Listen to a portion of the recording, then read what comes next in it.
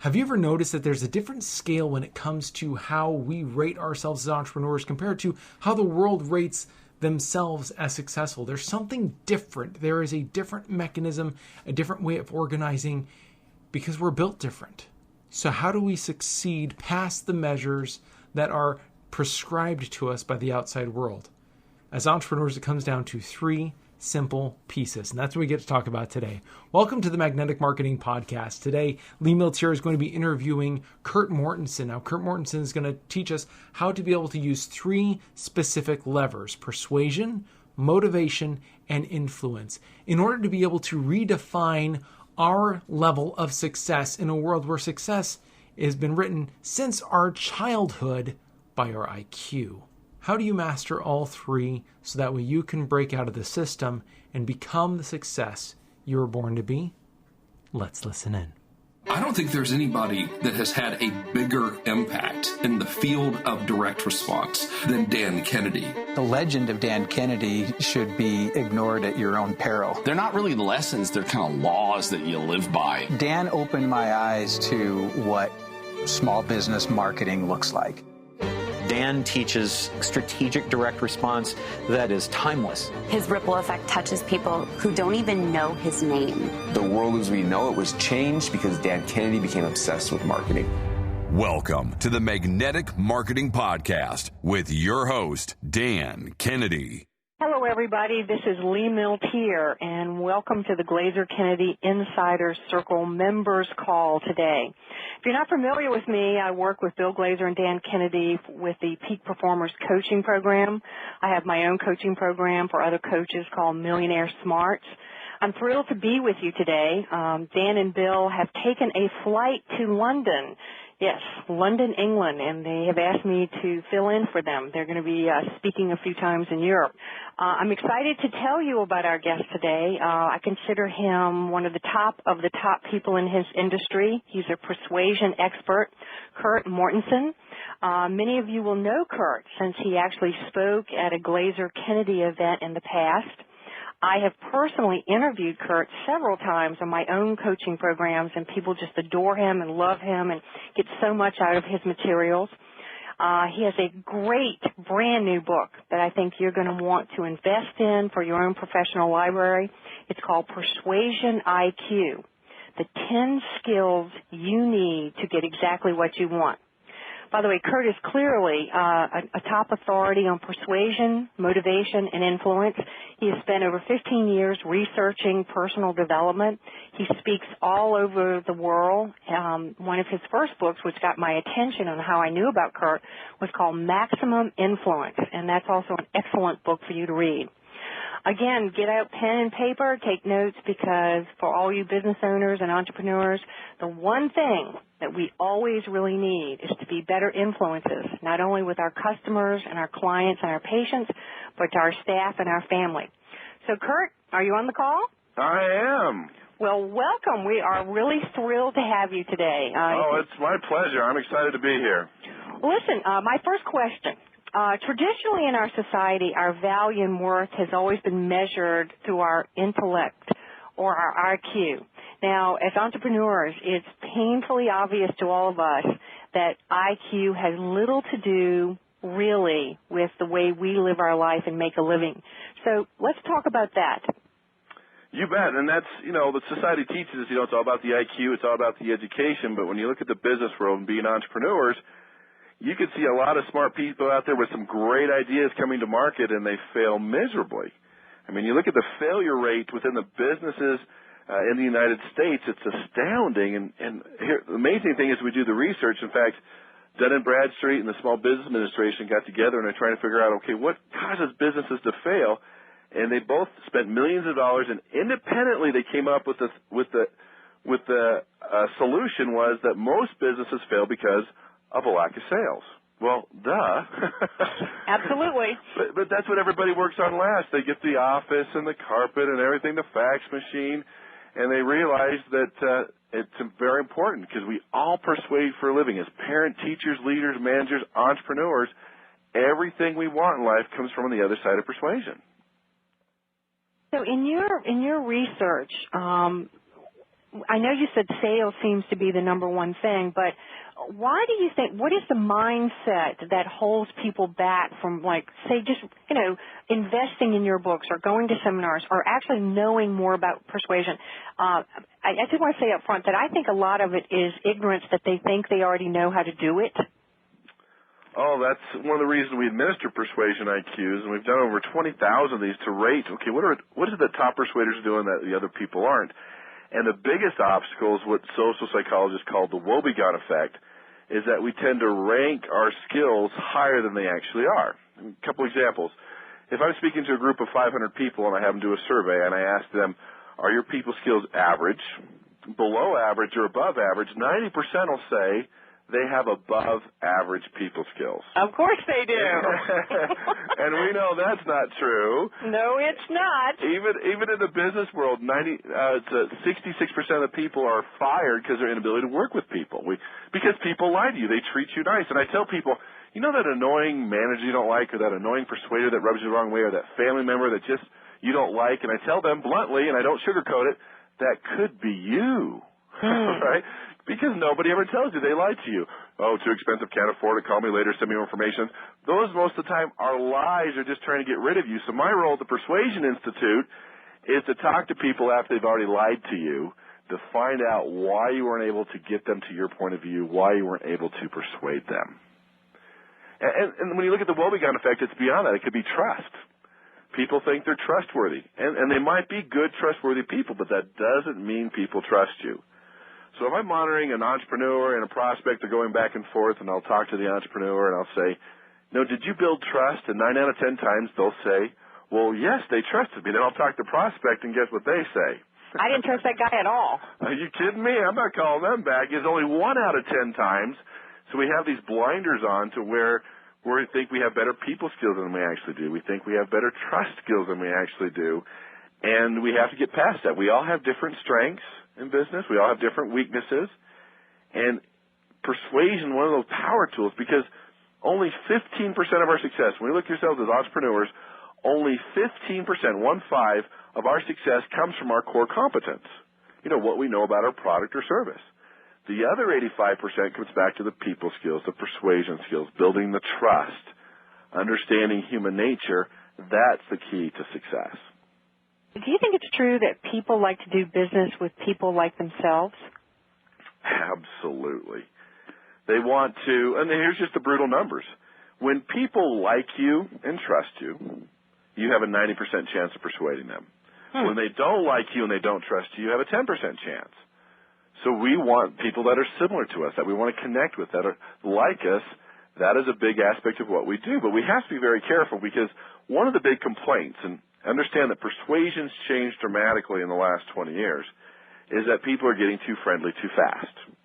Like the old-style persuasion technique where you go into someone's office and, oh, nice fish on the wall. Tell me about your golf clubs.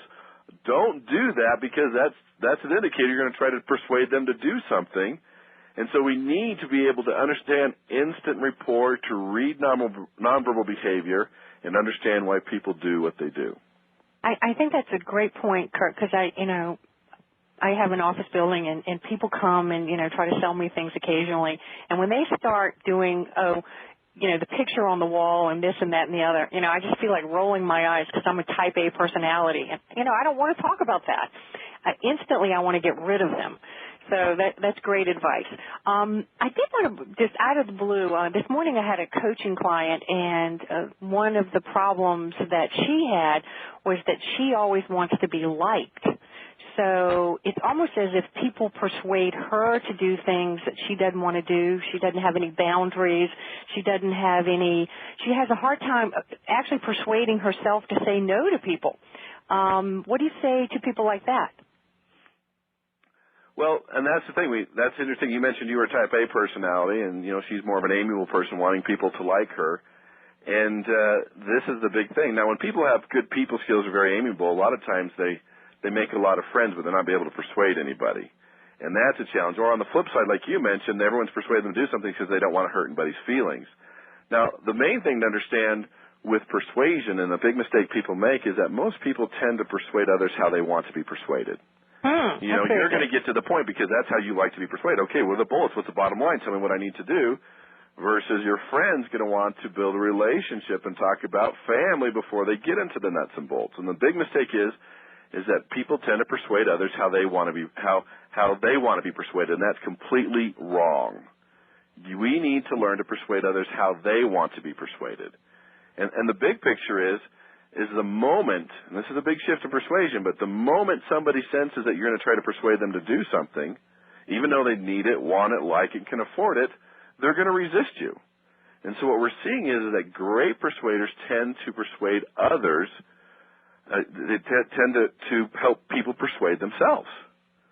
And that's a big factor here. And your friend talking about people skills, she needs to understand that some people she'll conflict with, some people she'll connect with.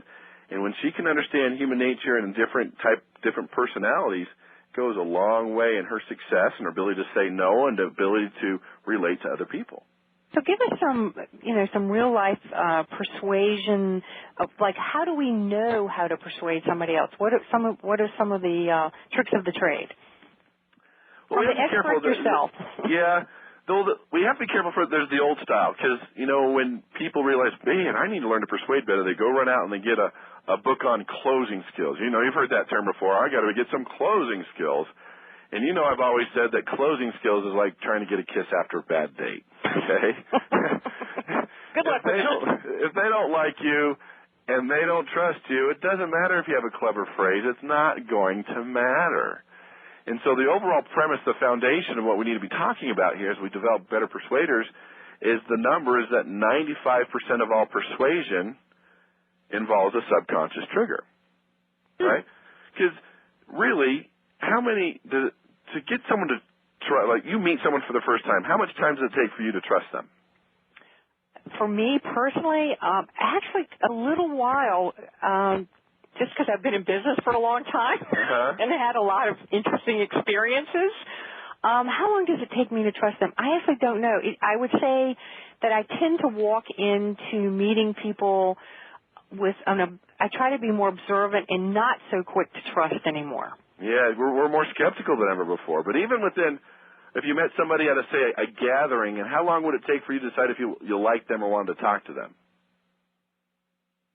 Maybe, I don't know, a minute?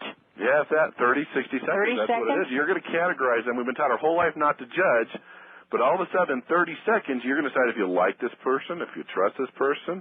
All these things come into play, and that's a subconscious trigger. And what we're finding is that could be a word choice, a gesture, a smell, a color, the clothing. All these things come into play because it's just something we feel. I mean, we can't really know if we like somebody in 30 seconds, but we're getting pretty good at judging and categorizing. So we need to understand that we need to become experts in human nature. Why do people do what they do? What are they judging you on? Is it one gesture or one word that you're using really repelling people and making them feel uncomfortable?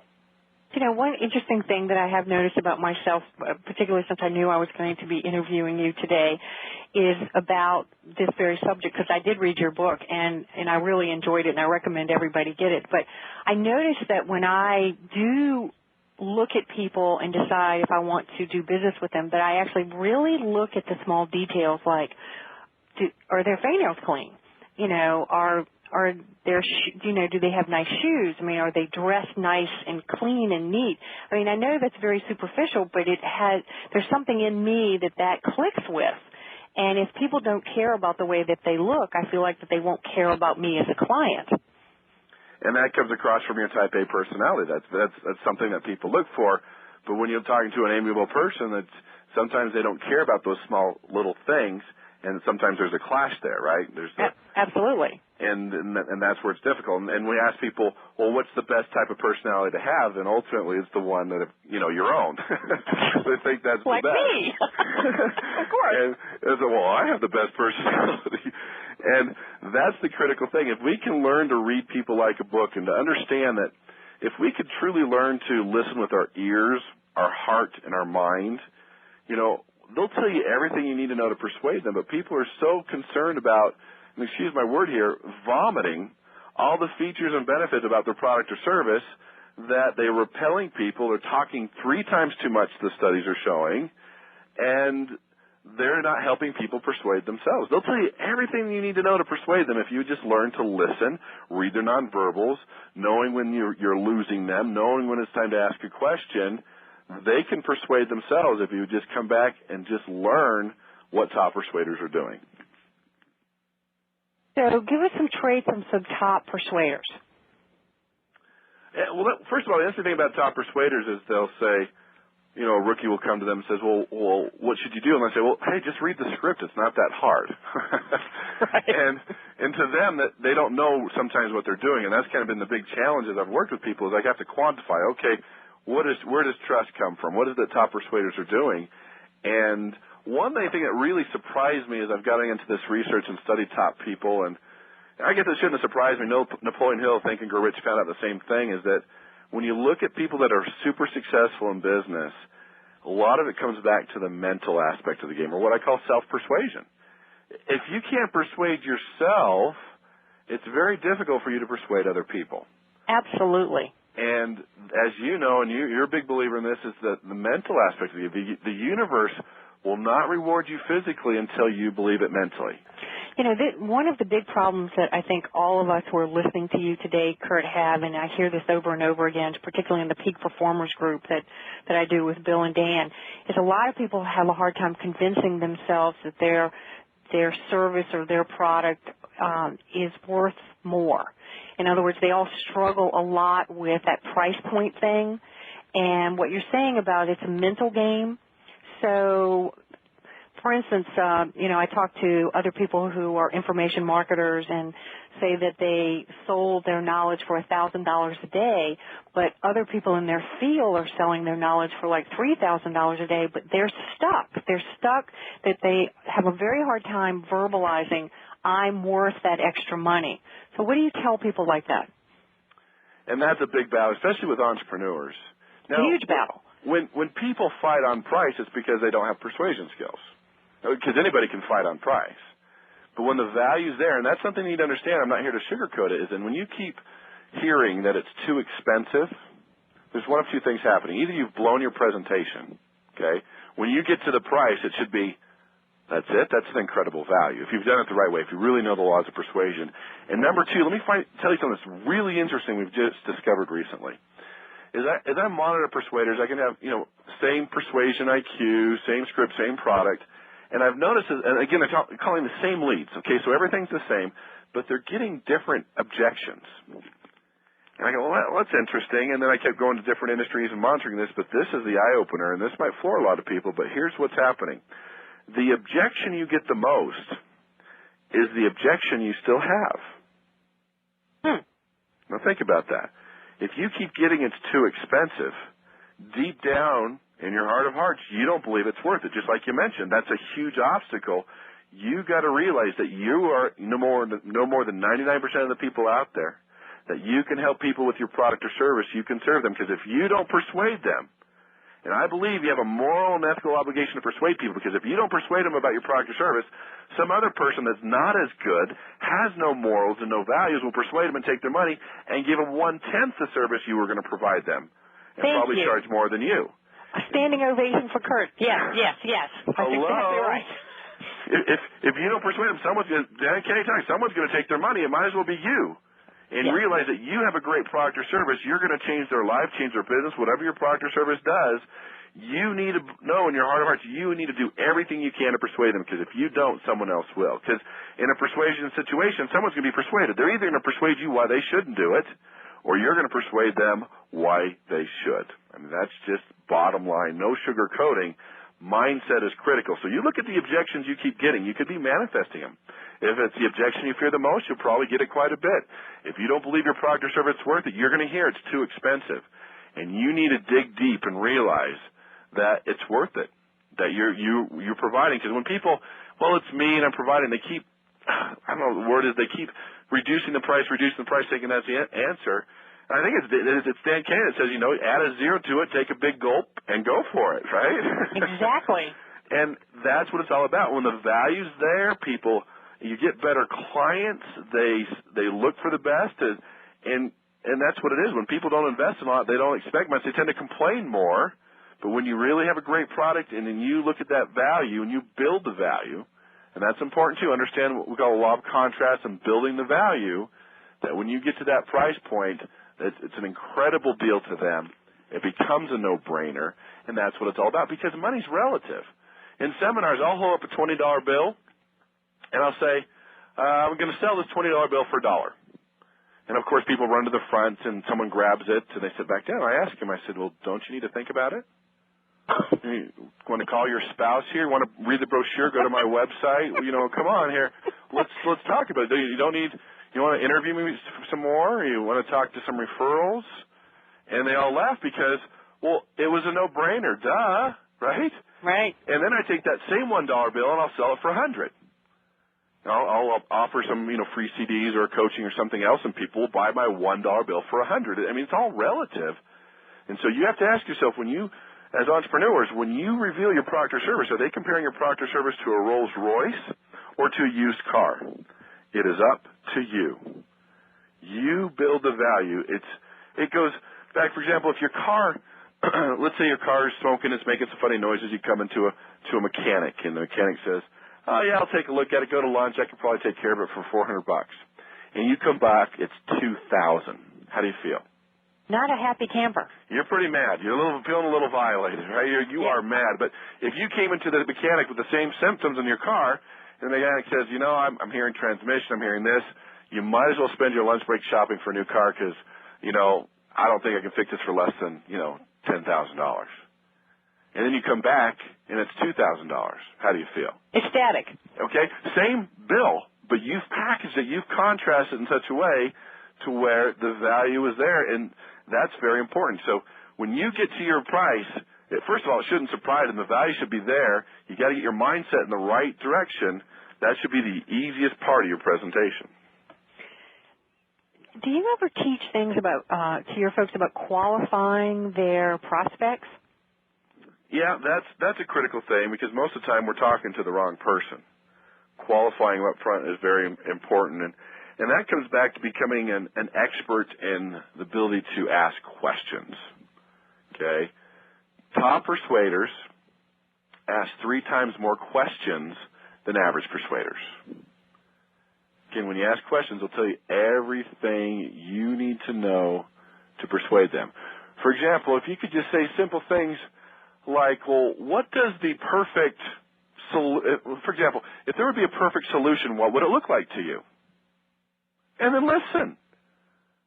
What does the perfect business look like? What does the perfect home-based business look like to you? What does the perfect, and then fill in your product, look like to you? What would completely solve your challenge? Oh, hey, what investment fits your budgets? When you can learn learn really great questions, you lead them down the road, they're going to persuade themselves, and you're going to be amazed how easy it can be. I think that's very valuable because you said earlier that sometimes people just vomit information on you and they're just giving you information and forcing it upon you and not really asking you questions. And everybody wants to feel like what they're getting is customized or just for them kind of thing and, that they're special. I always say the secret of sales is making people feel special. Well, what could be more special than asking people questions and allowing them to talk? Exactly. And they feel good. It's just like the doctor-patient relationship. When a doctor, they can't ask too many questions. You want them to. If they came into a room and they saw you and you're sitting on the table and they said, yeah, I think penicillin. Yep, that's what you need, penicillin. Or Ritalin. You need some of that. You would be offended. Even if the doctor knew exactly what you needed, you'd be offended. So you have to go through the process of asking the questions. Even if you know what's best for them, still, human mindset's going to state, you have to ask the questions. You have to be the consultant. Not the salesperson, but be the consultant. Tell us, one of the questions I had written down for you in advance was, what are some of the common obstacles that limit people's persuasion? I know we're talking about some of them, but are there any more than the ones we've talked about not listening, not qualifying, not having the right mindset? Those are the big ones, and of course, the old famous woebegone effect we talked about is that we all tend to rate our skills much higher than we actually are, and to realize that when we talk about persuasion or people skills, we've never arrived.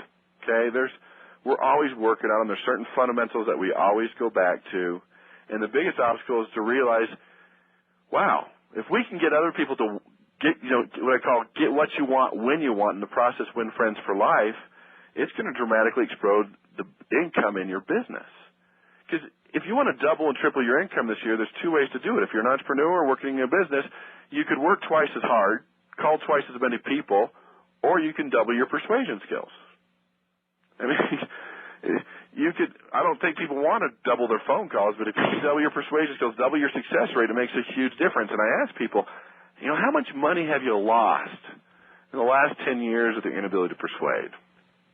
And you kind of see the look in their eyes, and the average through the IQs is $4.3 million. If you look at your relationships and your business and the things that you were able to pull across, that's money lost. But again, we don't learn it in school. I mean, people just pick it up along the way as children. Children are great persuaders. They learn if you cry and moan and complain, hey, you get what you want. And if you cry and moan and complain in public, you get it faster. Sounds like some of our clients, patients, and customers. Exactly. And adults do the same thing. They do the exact same thing. They either have, and that's, just to back up a little bit, is most people use 3 to 4 persuasion tools. That's all they have, and there's over 100. And as Maslow says, if the only tool in your toolbox is a hammer, you treat everyone like a nail. And they just have the basic tools. For example, the easiest example is what's the worst vegetable out there? What's the vegetable you hate the most? Brussels sprouts. Brussels sprouts. That is the universal hated vegetable right there. By the way, just so you know, I was recently speaking in Canada at in a luncheon, and they served this, and I asked the woman next to me, were they punishing us? You don't see that too often. Did you eat your Brussels sprouts? No. Oh, okay, that's okay. I didn't even want them on my plate, but go ahead.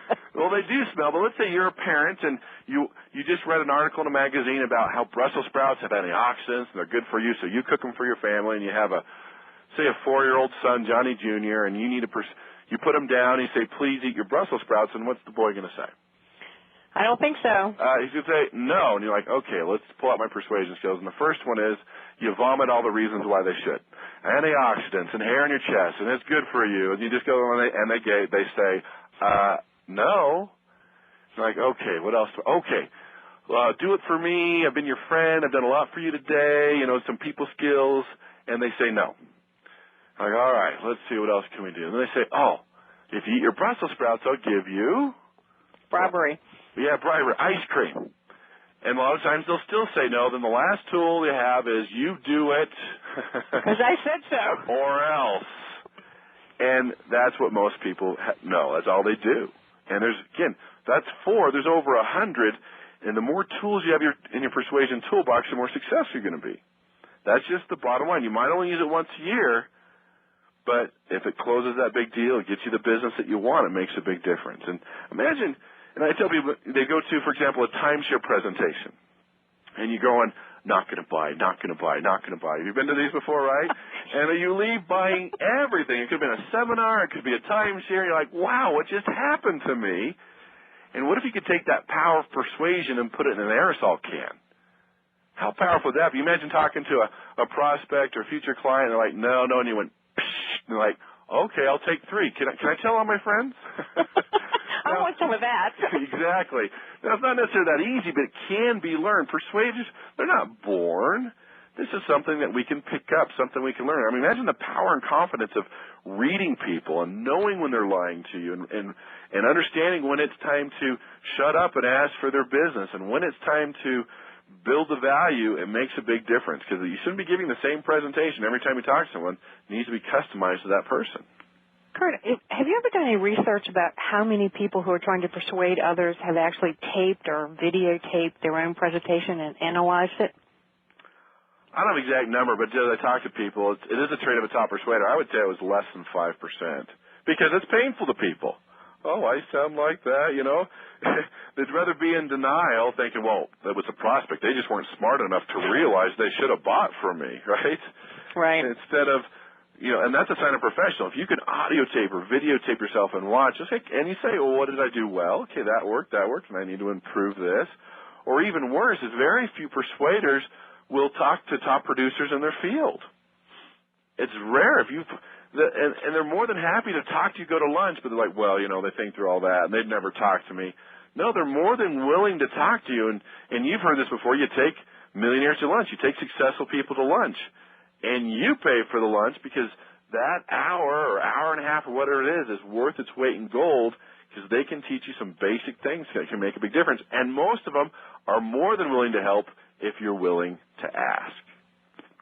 I think that's a very important thing. In the Bible it says, ask and you shall receive. And that has been drilled into all of us since the beginning of time. And yet, that is something that entrepreneurs sometimes will not do. They have a psychological hang-up that I should already know this, or I'm already doing it well, because they're in denial, or they're not asking for help at the right time. Bill Glazer and I just had a peak performance meeting last week in Baltimore, and a few people came up on the last day and they had questions, and I said, well, why didn't you ask these questions, while we were in a big forum where, many people could, help you and brainstorm on this? And they said, well, I really didn't know if I should ask this question. And I was flabbergasted. You're in an environment that encourages you to ask any question, and they're still afraid to ask. And that is asking and receive. More than people are more than happy to answer your questions. And if you can get to the right people and ask the right questions, you get past the thing that's cost everyone millions of dollars on this phone call, the phrase, I'll figure it out on my own. Right. As one of my early mentors, Jim Rohn, taught me, he says, every challenge, obstacle, or trial you're going to face in life, someone's already been through it and has a CD or a book or a seminar about it. You might as well learn from them instead of spending, 2-3 years of hard knocks. And that's what I tell about persuasion, is that you're either going to learn through the school of hard knocks, cost you millions of dollars, or you're going to learn to do it the right way. And when you need the ability to persuade somebody, it's too late to learn. You just mentioned Jim Rohn, and everybody knows that. Who else in your world do you really admire and is a mentor, whether you know them personally or not, that you want to talk about their examples of how they, persuade people? Oh, you got to put, Dan Kennedy and Bill Glazer on the top of the list. Brian Tracy would be up there. Jim Rohn, as far as, really getting me as far as when I initially started in the business world, as far as getting my mindset in the right way and helping me realize, I think the big picture with all those, that what I learned from society, from school, was completely and utterly wrong in many aspects. Absolutely. And so talk about that a little bit, Kurt, because that's important. People have our self-image is determined by the time we're 5 to 7 years old, and a lot of people go through life with obsolete, negative information in their brain that they never actually question. You're exactly right. You mentioned 5 to 7 years old. Around first grade, we're finding that when you were at that age and somebody called you dumb, weird, strange, ADD, smart, whatever it is, that became an instant belief. There was nothing you could do about it. Because people were only born with two fears, the fear of falling and the fear of loud noises. The only thing that we're born with as human beings. And all these fun little fears we've picked up along the way, they've been learned. We've been taught these fears. And the amazing thing is that we can get past them. But then, again, society has brainwashed us with all these things, these fears or these beliefs that aren't wrong, whether it be about wealth or about success or, you have to go work for a large corporation or insurance or money is the root of all evil or, you have to step on people to get ahead or there's not enough to go around. Those beliefs have been ingrained into a lot of people. Now, they want to be wealthy on one hand, but deep down they have a belief that conflicts. And when people have conflicting beliefs like money's the root of all evil and I want to be wealthy, they never hit the target. Just like a 747 going in for a landing. If two control towers were telling it what to do, what would be the consequence? Not pretty. And not pretty at all. And that's what's happened to you. You're never hitting the target because you have two belief systems telling you what to do. You're going back and forth. You never hit the target. And if you're wondering what's taken so long, it goes back to fears. Understand the belief systems are what we call the mental aspect of the game. So what they think and what they want is totally incongruent. It is. And sometimes they don't even know that they have these conflicting beliefs. Sometimes they don't even know where these fears are coming from. And fear is holding a lot of people back. Fears cost everyone that's called millions of dollars. We're so concerned what other people think. Exactly. We have to learn, and this is a sign of greatness, top persuaders, top entrepreneurs, we have to learn to follow our hearts. Every millionaire, as you know, has the same story. More people told them they couldn't do it, right? Absolutely. Well, what about this? All your family and friends, you're excited about your new business. You tell them about your goals, your dreams, your aspirations. And the people closest to you They spit on your dreams. They suck the life out of you. They call them the living dead. You sit next to Aunt Edna at a family gathering, and you don't even talk to her, and you can feel her sucking the life out of you. You've been at my family gathering. Exactly. We all have these. And, whether it's, how's your business empire? How's this? They jab at you. And that's a hard thing for people to understand is that people will make fun of you on the way up in your business, and they'll resent you once you get there. How motivating is that? Kurt, this is something we talk about so much in the Glazer Kennedy world, about the fact that, being an entrepreneur is one of the loneliest things that you can possibly be in life. Mm-hmm. And that our family and our friends don't quite understand. In fact, I call anybody outside of our business civilians. I can barely talk to civilians anymore because I don't want to talk about the cat, but the cost of gas and, the weather. And that's very boring to me. So how about talking to us about some of the habits that we want to avoid and that we want to get in to be good persuaders? Well, that's the thing is developing these habits and understanding exactly where you stand. Habits are a critical thing. I think the big one, just an easy one that we can all talk about right now when we talk about different forms of persuasion, is just understanding that every word we use, whether it be in a sales copy or on the internet or face-to-face, has the ability to attract or repel somebody. And most people just talk. They don't think about their word choice as much as they should. There's great persuaders have the ability to craft and sculpt their language where it draws people to and that people want to be persuaded by them, what we call verbal packaging.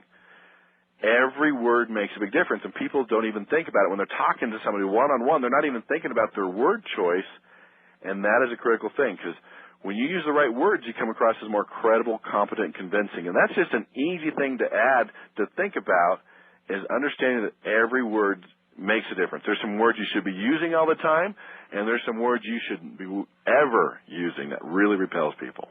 You want to give us some of those? Oh, you bet. Well, let's give you an example. One of my favorite examples is the airline industry, right? They package their words because they have to. You're sitting in your chair, you're putting your seatbelt, the video presentation comes on, and then they have the gall to say, in the event of a water landing. Hello, right? That's very funny. They don't say when the plane hits water and the wings rip off, right? It's, in the event, or in the unlikely event of cabin depressurization. Now, what that means is there's a hole in the plane sucking everybody out. But, in the event of cabin depressurization, and there's no barf bag, it says for motion discomfort. They never clean a plane, they refresh it. Uh-huh. They've never lost my luggage, right? Your luggage has never been lost, it's only been misplaced. Planes are never delayed or never late. They're delayed, and it might seem like a subtle thing, but it makes a huge difference. Even the way we package our words, our voice. I mean, you want the pilot to come on and say, "Hello, this is Frank. I've been in the flying for 30 years. Welcome aboard." That's you don't want to hear, "Hi, my name's Jimmy. This is my first flight." That would really hurt things. And a pilot would never say, "Yeah, sorry, the plane's broke. We'll get it fixed." They would never say that. It's always mechanical difficulties. So the way we say things, the way we package the words and our voice or tonation, all these things come into play as you're working with people. So as entrepreneurs, some things that you would never use, of course, is a word like contract or sign the contract. You would say, okay, the paperwork. You would never, like the big boys, when you're interested in the product and they say, "Oh, okay, let me transfer you to sales." Guess what that does to people inside? Scare them. It scares the pants off them, and it just feels wrong. Go to a consultant. It's not the cost, the investments. It's not expensive. It's top of the line. It's not cheap. It's more economical. We have to learn to tame our words. We don't say if, we say when. We don't say try, we say will. We don't never say but, because but negates everything in front of it. Well, it's a great product because of this and this and this, but you've ruined it. Or those that are married, you look great tonight, dear, but you're probably sleeping on the couch. Okay? So we can buffer that with the word and or however. We have to learn to craft our words. And a power word is the word because. The ways our brains work, when we hear the word because, we automatically assume subconsciously someone's going to give us a valid reason. In fact, Elaine Langer, she did the studies at these colleges. She tests word choice. and she would go try to cut in front of a photocopy machine. She'd wait till there's 5 people, and the first time she said, "Excuse me, may I cut in line? I'm in a rush." And 60% let her in, and the next time it was, "Excuse me, may I cut in line because I'm in a rush." So the only difference was the word because. She went from a 60% compliance rate to a 94% just by adding the word because. By the way, I learned that from you like a couple of years ago, just that very example. And every time I break in line, I always go, I have to break in line because my flight is getting ready to leave. Exactly. And that's the funny thing, even if it's not a valid reason to work, because the third time she says, "Excuse me, may I cut in line because I need to make some copies." Well, duh. But she used the word because, and the compliance rate was the same in the high 90s. So every word, again, whether it be sales copy or on the internet or face-to-face, the inflection we use, the tone, the rate, how fast we speak, all these things come into play as far as attracting or repelling people. Well, that was fun. I enjoyed that. Okay, so that's a great habit to start paying attention to is not only how we're talking, but talk to us because all of us have staff, and they're talking on the phone to people. So how much should we teach them about this word? Everything, especially customer service. They're on the front line, the way they treat people, the words they say. And I've noticed, too, as I train customer service, that sometimes people will ask a question, and the people on the other line can just sense the fear of their customer service. They can sense their reluctance to answer a question. And that is very important. This permeates every aspect of your business. We all persuade for a living. And especially those people on the front line, teaching them to ask the right questions, letting people know that they can ask questions. And the challenge is a lot of times when you look at frontline or customer service or sales professionals is they don't understand human ego. They don't understand esteem. They don't understand that the human brain always needs to be right. And that alone is a huge aspect of becoming a top persuader, is understanding those basic fundamental human needs. Okay, so the human brain always needs to be right. I'm intrigued by that, so explain that. Well, if you look at it statistically, you are right 50% of the time and you're wrong 50% of the time. Not in my house. I'm right all the time. See? We're all in denial. We're like, well, no, not me. But statistically, you're sharp, so we'll give you a 70-30. But anyway. Okay. My husband will give me a 20-80. When you prove somebody's wrong, it feels good. It's kind of fun, but you've shut the door to persuasion. You have dampened the human ego, and you have no longer the ability to persuade them. If you want to be a top persuader, you got to check your ego in at the door. It's fun to win an argument. It's fun to prove someone wrong, but then you no longer have the ability to persuade that person. It's simple. Simple things like praise. How much does praise cost? Nothing. It's free, and people don't do it because of their own low self-esteem, and that's a whole other topic. But when we can learn to praise, when we can learn to boost somebody's ego, it goes a long way. People are so hungry for a compliment. I remember I was shopping with my wife, and it's not my favorite thing to do, but she'll say something like, well, let's go do some research, and then I'll go, right, do some persuasion research. And she went into a store, and I walked into the suit store, and my wife says, you don't need another suit. I'm like, I'm just going to see how well they persuade. I'm not going to get a suit today. And this person came up, and he said, well, what are you looking for? I'm like, blue suit, because as you know, blue is the most credible color, so I'm getting a blue suit. And he says, what size are you? I'm like, I don't know. And so he measured this, and he measured my chest. He measured my chest again. He looked at me, and in all sincerity, he says, do you work out? And I said, why, yes, I do. And he says, well, you're going to need the athletic cut. And I left with a suit that day for other reasons, right? For other reasons. But if we can understand, especially customer service in the front line and dealing with people, when they're angry and upset and how we deal with that, just listening and understanding an ego and not proving that they're wrong goes a long way, because egos are so fragile. Self-esteem is at an all-time low. If we can just understand that aspect of human nature to check our ego in at the door, that alone is going to dramatically increase your ability to persuade. What if you've already sort of, you're in a situation with someone where it has definitely gone south, and there have been words, or it could have been with, a customer or a client or a patient, something went wrong, you kind of lost yourself, things have been said that probably shouldn't have been said. How do you recover? How now do you persuade that person to stay, or do you have to put your ego in check, obviously, but what do you do? Well, it depends on how much damage has been done, obviously. I mean, a lot of these things are salvageable, and if it's been really bad, sometimes they aren't, just because they're going to entrench in their position. And you know that you can provide your service and do the best you can, and people might come back and say, well, you didn't do this or didn't do that, and you did everything you promised, but in their mind, they were expecting something completely different. So expectation management's a critical thing, too. But part of that is just understanding, first of all, and we teach this in negotiation, that apology is cheap. Now, we don't want to admit our mistakes, but even in a negotiation, for example, and they come at you and they're upset, and you say, you know what, I'm sorry, I apologize, that wasn't my intent. You don't even have to say you were wrong. Just say, I apologize, that was not my intent, and they kind of get that look in their eyes and like, okay, well, don't do it again, okay? And you can move on from there, because it's interesting, when people get upset, when people get angry, blood leaves the brain, as you know, goes to their arms or their legs, fight or flight, and they just don't think clearly, and they get highly emotional. And understanding human emotions, what to do when people are angry or frustrated, goes a long way. Dealing with the anger, dealing with the frustration, because the point that you brought up is frustration.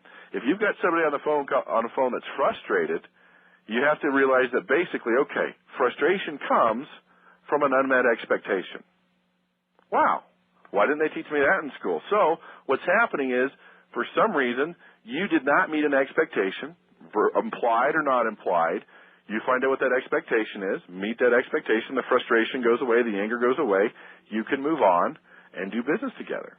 I have to tell you, Kurt, I guess I've interviewed you 3 or 4 times over the year, but I just learned something that it should be so obvious that when someone gets upset, their blood leaves their brain.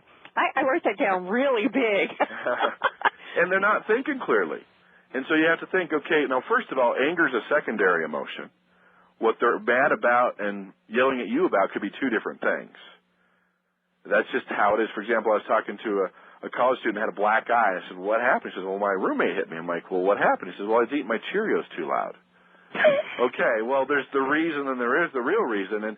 And when you tell people, well, you shouldn't be upset or you shouldn't be feeling that, that just makes it worse. And the best way that we found to handle anger is just to change scenery, to come back later, to go for a walk. I was going to a negotiation once. I was helping to mediate this conflict. And they were there ahead of me. They went up these stairs, and they were already into it. They were yelling at each other. The blood has left the brain, and they were going at it. And they didn't even know that I walked into the conference room. So here I'm at the top of the stairs, and there's this large box on the top of the stairs. It was about 12 inches by 12 inches, and I just kicked it down the stairs. Da-dunk, da-dunk, da-dunk. They stopped. They looked at me. A little time to get the blood in the brain. They realized that they were both out of control was enough just to, okay, let's get back on track and talk about it. So sometimes understanding fear and anger and human emotions and what to do in those situations goes a long way, and you really become a successful entrepreneur. And we need to remind ourselves when our blood leaves our brain. Exactly. We need to shut up. That's priceless. I love that. What other habits, do you want to talk about that people want to start to, and how do they implement persuasion into their business? Well, a little bit at a time as far as implementation, learning a new tool a day, new tool a week, learning to try it out. And you know better than anybody that the first time you try anything, it's not going to be perfect. First time you golf or try anything, it's not perfect. Try them out. These are proven techniques of top persuaders. I think a big thing, we've talked about a little bit about trust, is learning to connect with people, developing that instant rapport. I mean, you've met people where you just connected with them, you liked them, and then other people, you've met them and you feel like taking a shower. Well, not with the person, but because of the person, right? Thanks for qualifying that one. So you have to learn, what is it that can connect you with someone? Because when people like you, they forgive you of the little weaknesses. When you can put someone in a good mood, and that's just my latest research on mood has been fascinating. When someone's in a bad mood, I would not attempt to persuade them until they're in a good mood. Because when you're in a bad mood or your prospect's in a bad mood, they recall negative things, everything that's going to go wrong, what they shouldn't like about you. But when they're in a good mood, they recall positive things, why it's going to work out, why they should like you. Simple thing, but we have to look at their mood and, of course, your mood as a persuader. How about the timing? Oh, yeah, timing. Because if you're, as a persuader, you're in a bad mood, you were in a fight with a spouse or somebody else, and then you put on that fake smile, whether it be over the phone or face-to-face, they sense it. They'll never call you on it. They'll never call you on a lie. They'll never call you on different things. They'll just say, not interested, talk to me later, send me more information. You have to understand that mood matters, especially in your ability to connect. So if you're a person like making cold calls, how on earth do you know about a person's mood? You can sense it. You have to learn to, especially if it's over the phone, you have to read it in their voice and the words that they use.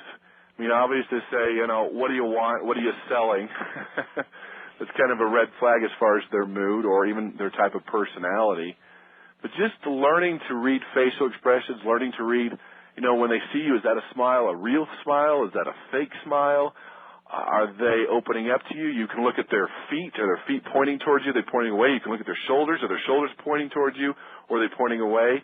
All these subtle things that we can read that we've just never really looked at before can tell you how much we're connecting or not connecting with the person. I like that. So talk a little bit more about timing and moods in the sense of what should a person do about their own moods before they, try to go and sell something or persuade something? I mean, how do they get themselves, as Tony Robbins would say, in state? In state. That is a mark of a top persuader, when they've got off a bad phone call or a face-to-face visit and someone's hurt their feelings. And even when you take something from the world of sales, some will, some won't, so what, who's next, is part of the process. But still, they've rejected you. You feel rejected. That was hurtful. You want to go in your corner and cry, but that's not going to help your business. And part of it, as we notice, is that, you need to take a couple minutes or 2 minutes or 5 minutes and understand, okay, what works for you? What gets you back in the state? Is it looking at a picture of one of your goals? Is it going for a walk? Is it doing a daily affirmation? Is it talking to somebody that's positive? But you need to reduce the time to where top persuaders can actually do it in 30 to 60 seconds to where they can get back in the right state. Now, at first it might take you 10 minutes, but I would spend the 10 minutes and get back into the right state, into the right mood, because you'll be more successful. And so you have to really find out, okay, what works for me? Is it a chocolate chip cookie? Is it music? Or is it to read your vision statement? Is it to talk to a loved one? Whatever works for you, you need to have a game plan to get back on track. And that's one of the hard things about the whole positive mental attitude kick, or the stinking thinking, the positive mental attitude where they're sitting on the couch thinking, I'm the best and people like me and I'm wealthy. And that's a good start, but it's also a form of delusion. Okay? No kidding. Unless there's an action plan. On the couch. And an action plan. And the other camp says, well, you shouldn't have negative thoughts. That's stinking thinking. No, we're all going to get some pretty destructive negative thoughts coming to our brains. That's just human nature. It will happen.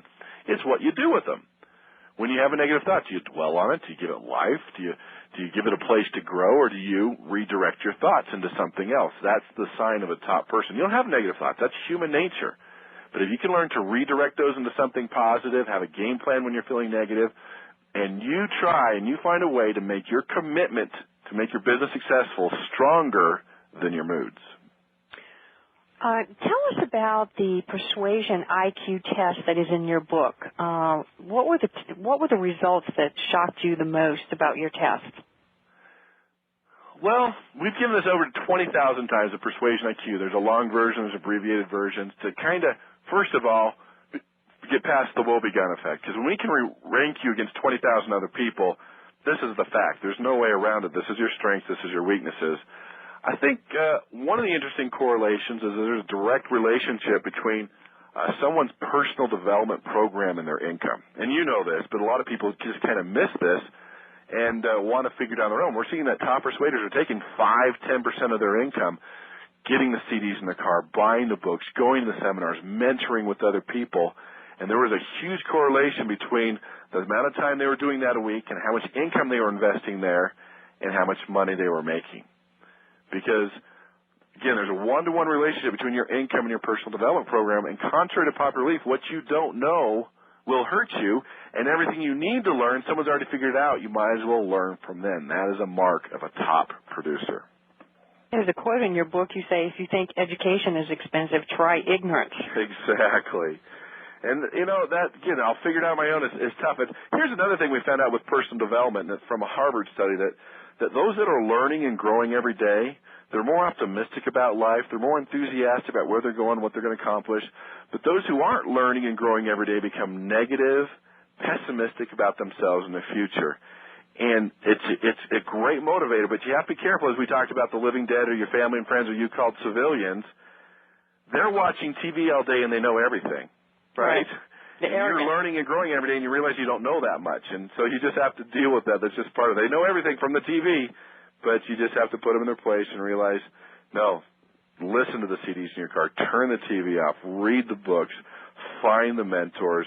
That is a sign of a top producer.